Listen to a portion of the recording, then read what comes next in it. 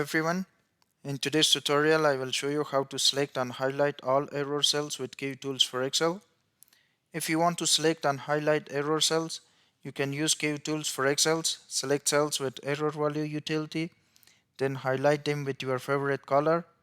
Select the cells you want to find error cells. Click the Kutools tab.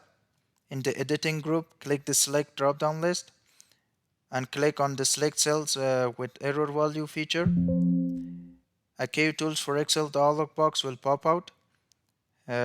Click the OK button, then all the error cells are selected.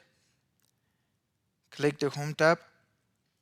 In the font group, click the fill color drop-down list and select your desired color. And as you can see, all the error cells are highlighted with the selected color.